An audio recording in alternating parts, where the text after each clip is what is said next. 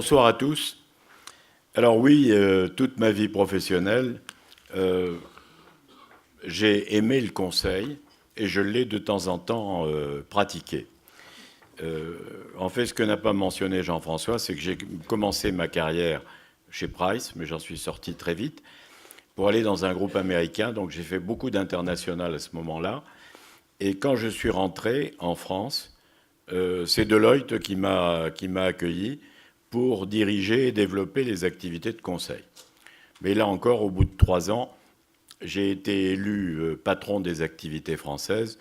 Donc je suis sorti un petit peu de ces activités de conseil. Puis ensuite, dans l'aventure Atos, j'ai senti très très vite qu'on avait besoin, à côté des activités de technologie, d'avoir des compétences métiers. Et le meilleur moyen d'acquérir des compétences métiers, c'est d'acheter des sociétés de conseil. Alors j'ai commencé par acheter une petite société française très brillante qui s'appelait Odyssée, qui était petite, qui avait 4 associés, et ça m'a pris 1 an pour les acheter. Comme quoi, c'est plus difficile d'acheter une petite société qu'une très grande, parce que quand j'ai acheté SEMA, ça m'a pris 4 mois. Et donc, j'ai ensuite acheté les activités de conseil de KPMG aux Pays-Bas et en Angleterre, en profitant à l'époque de la pression qu'exerçait la SEC américaine sur les grands cabinets d'audit et de conseil, en leur demandant de séparer leurs activités d'audit et de conseil. Donc j'en ai tiré parti en achetant KPMG en Angleterre et aux Pays-Bas pour structurer au sein d'Atos les activités de conseil. Et puis depuis que j'ai quitté Atos, il y a une dizaine d'années, je continue d'investir dans le conseil de manière très, très active. Donc mon métier principal aujourd'hui, c'est d'être investisseur, mais un investisseur non seulement qui met de l'argent, mais qui est engagé dans les opérations dans lesquelles il investit. Alors, le conseil, aujourd'hui, est en phase haute et on peut dire que ça marche bien, ça marche même très bien, même si le marché français, en taille, est inférieur au marché allemand et même au marché britannique. Alors, le conseil, il est aujourd'hui porté en particulier par la vague extraordinaire de la transformation numérique, à la fois des sociétés, mais aussi des États et des administrations. Et ça appelle quelques commentaires. Et j'ai essayé de structurer mon intervention de façon à poser aussi des questions pour les 2 tables rondes qui suivront mon intervention.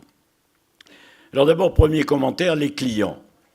Les clients ont changé, les clients ont évolué, ils savent mieux acheter aujourd'hui, bien mieux, les prestations de conseil et aussi les prestations d'informatique. Ils veulent, en général, avoir des consultants avec des qualités interpersonnelles fortes. Ils veulent avoir des consultants qui soient non seulement capables de concevoir, mais aussi des consultants capables d'exécuter. Et ça, c'est une différence importante par rapport à ce qu'on connaissait. Ils veulent aussi avoir des consultants engagés et courageux. Et quand je vois des présentations de sociétés de conseil, parce que de temps en temps je suis de l'autre côté, je trouve très souvent qu'il y a trop de slides et pas assez d'idées. Je trouve la même chose dans certains conseils d'administration d'ailleurs. Et puis, il y a surtout, je pense, le fonctionnement en interne des sociétés de conseil. Et là, j'ai quelques commentaires issus de l'expérience et même d'expériences récentes. D'abord, il y a un phénomène, les sociétés de conseil aujourd'hui achètent et recrutent des profils très différents, très variés, avec des consultants métiers, avec des gens qui viennent de la technologie, avec des designers parfois, avec des data scientists. Donc cette diversité même est beaucoup plus difficile à gérer à l'intérieur des cabinets de conseil. Il y a un phénomène depuis 2-3 ans d'une augmentation du turnover qui est réellement préoccupante. Alors tout le monde accuse la conjoncture. Moi, je crois que quand le turnover dans une société augmente, il faut toujours penser que ça correspond quelque part à des carences de management. Quand quelqu'un quitte une société, en général, il quitte un patron, il ne quitte pas la société, dans la plupart des cas. Donc, en face de ce turnover élevé, on doit s'interroger sur les méthodes de recrutement, sur les méthodes d'intégration, sur les méthodes de reconnaissance des gens. Et ça m'inspire immédiatement le fait que la gestion humaine des sociétés de conseil est extrêmement complexe. Et la première conséquence, ça concerne les associés qui dirigent ces sociétés. Quand j'étais le patron de Deloitte, on avait réfléchi aux critères d'admission au partnership. Et pour moi, il y a deux conditions essentielles pour devenir associé d'un partnership. La première, c'est d'être capable de générer du business. Et la deuxième, c'est d'être capable d'inspirer et de diriger des gens. Et je trouve que dans chaque cabinet de conseil, quand on fait accéder des gens à un poste de management, que ce soit manager ou associé, on devrait les former spécifiquement au management. Parce que très souvent, on nomme les gens à des postes de responsabilité pour de mauvaises raisons, sans s'assurer qu'ils sont capables effectivement de diriger. Et puis, il y a évidemment la capacité à travailler avec des clients. Donc dans les cabinets de conseil, le account management et la gestion des grands comptes sont absolument fondamentales. Et je trouve, dans beaucoup de cabinets que j'ai vus, que cette gestion des grands comptes n'est pas faite avec la rigueur nécessaire. Vous savez, dans une société, il y a deux moyens d'augmenter la cohésion. Il y en a un qui est incontestable, c'est les clients, et l'autre, c'est la formation. Donc la gestion des grands comptes, ça permet de faire travailler les activités ensemble, car le métier de conseil, c'est un métier extrêmement individualiste. Donc tous ceux qui dirigent des opérations de conseil savent que ça n'est pas facile de faire travailler différentes activités ensemble. Une société, c'est une communauté de gens au service des clients. Donc le client doit être le point de rattachement suprême. Alors dans les métiers du futur, il y a évidemment tout ce qui tourne autour de la transformation numérique, mais je voudrais, pour les tables rondes de tout à l'heure, vous parler peut-être de deux ou trois autres sujets. Et le premier sujet, c'est tout ce qui tourne autour des ressources humaines. Je pense que c'est probablement le type de conseil qui va le plus se développer, et je ne vois pas beaucoup de grands cabinets qui aient développé une expertise suffisante en la matière. Beaucoup de grandes sociétés sont en train de développer des programmes de leadership. Beaucoup de grandes sociétés sont en train de travailler sur l'encadrement intermédiaire, qui est la pierre d'achoppement de beaucoup d'entre elles. Donc ces sujets qui tournent autour des ressources humaines vont donner lieu à un développement du conseil tout à fait remarquable et très rapide. Et puis il y a un autre sujet qui me tient beaucoup à cœur, c'est la croissance organique. Les grandes sociétés du marché aujourd'hui, je parle de toutes les sociétés, qu'elles soient industrielles ou commerciales, elles ont un problème de croissance organique. Alors, si on est consultant, pourquoi ne pas s'attaquer à ce sujet ? Donc je crois que là aussi, ça promet de forts développements. Et puis le troisième sujet, c'est un sujet connexe au conseil, mais étroitement lié, qui concerne tout ce qui est formation et éducation.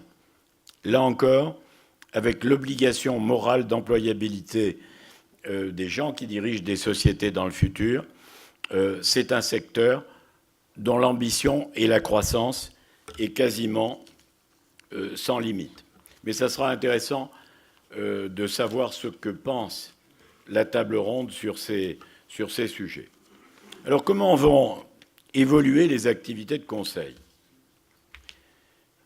Alors d'abord, je pense qu'aujourd'hui, il n'y a plus aucun doute dans les sociétés d'informatique, dans les ESN, sur la nécessité d'avoir des activités de conseil. Ça vient de très loin. Une des premières sociétés à avoir démarré par le conseil, ça a été Computer Science Corporation, il y a très longtemps. Ils avaient démarré par le conseil. Et puis, après, il y a eu un certain nombre d'aventures qui ont été difficiles au départ, mais aujourd'hui qui marchent beaucoup mieux et qui montrent que c'était une évolution nécessaire. Vous vous souvenez, Capgemini achetant les activités de conseil d'Ernst & Young il y a quelques années, EDS achetant E.T. Kearney, ça a été un peu moins réussi, Price acheté par IBM, et on pourrait citer d'autres exemples. Donc, on va voir encore des acquisitions par les ESN de sociétés de conseil. Là encore, la difficulté, c'est effectivement d'intégrer des activités qui ne se gèrent pas de la même façon, mais c'est par les clients, à mon avis, qu'on arrivera beaucoup mieux les intégrer. Je voudrais dire un mot d'Accenture, parce que je crois que c'est une réussite exceptionnelle.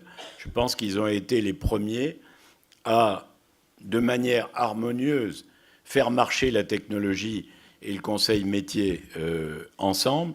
Et surtout, c'est une société qui a généré une croissance qui a grandi par croissance organique jusqu'à un niveau extraordinaire et qui a même été capable de changer en partie son modèle, puisque depuis 3 ans, ils achètent activement des sociétés.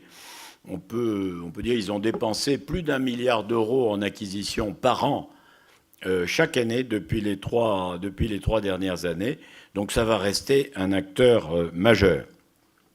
Les Big Four, après les difficultés des années 2000, aujourd'hui, on reconstruit des activités de conseil très puissantes. Et si je prends un cabinet comme Deloitte, que je connais bien, il y a 20 ans, Deloitte était un cabinet d'audit avant tout. Aujourd'hui, et en particulier aux États-Unis, c'est un cabinet de conseil. Et l'évolution que l'on va voir, je pense que tous les Big Four vont devenir des très grands cabinets de conseil internationaux.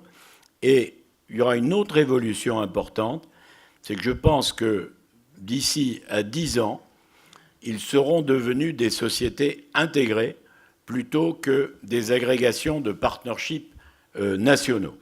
Donc ce seront des concurrents extrêmement sérieux et des concurrents globaux. Un mot d'acteurs un peu particuliers dans le monde du conseil, c'est les grandes sociétés de publicité.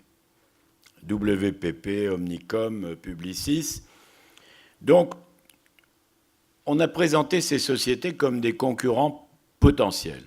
Moi, je ne le crois pas, et je ne pense pas qu'on verra des grandes fusions telles qu'on a pu en parler entre un Capgemini et Publicis ou Publicis et Accenture. Je crois que ces opérations seraient extrêmement difficiles à intégrer, et le risque d'exécution serait tel, je pense que ça découragera tous ces acteurs. Je crois même qu'il faut observer ce qui va se passer dans ces grandes maisons de publicité. Pour les plus malins d'entre vous, il y aura probablement des opérations à récupérer parce qu'elles ne se seront pas bien intégrées. Alors je vais terminer sur les sociétés françaises dans le conseil. Je trouve que la France, à la fois dans le domaine des ESN, mais dans le domaine du conseil, a généré la création d'acteurs français très puissants, très significatifs, avec des résultats de très bonne qualité. Et on a le phénomène inverse par rapport aux ESN, c'est-à-dire que les consultants métiers, eh bien, se sont dotés de compétences technologiques dans la data, dans la cybersécurité, dans l'intelligence artificielle, dans tous ces domaines. Et ça m'inspire aujourd'hui deux questions, et là encore, c'est des questions plutôt pour la table ronde. D'abord, c'est une vieille question. Est-ce qu'il y a un optimum de taille dans les activités de conseil? Est-ce qu'avoir 500, 1000, 10 000 consultants, c'est plus puissant que d'avoir un petit groupe de consultants très spécialisés? Et est-ce que c'est gérable? Et puis, il y a le sujet de l'internationalisation. Beaucoup de sociétés françaises brillantes sur le marché français sont encore très faibles à l'international. D'abord parce qu'elles ont peu de compétences internationales en leur sein, et aussi parce que l'international, c'est compliqué. Et je voudrais vous livrer une partie de mon expérience. La tentation de beaucoup de sociétés de conseil, c'est de commencer petit à l'international. Quand on commence petit, on finit petit et on achète des problèmes. Moi, j'ai toujours pensé qu'il était plus facile d'acheter des grandes sociétés que des petites. Pourquoi? Parce que le management de ces grandes sociétés est plus facile à intégrer, parce que les bases clients collent mieux entre elles et parce que les synergies sont plus importantes. Les petites sociétés, elles ont une dépendance trop forte, très forte à un dirigeant, très compliqué de les intégrer. Donc acheter une petite société, c'est acheter des problèmes. Acheter une petite société à l'étranger, c'est acheter encore plus de problèmes. Mais voilà, je terminerai là-dessus en vous disant que j'ai été heureux de vous parler ce soir et j'espère que les tables rondes vont apporter les réponses à beaucoup de questions que vous avez. Merci.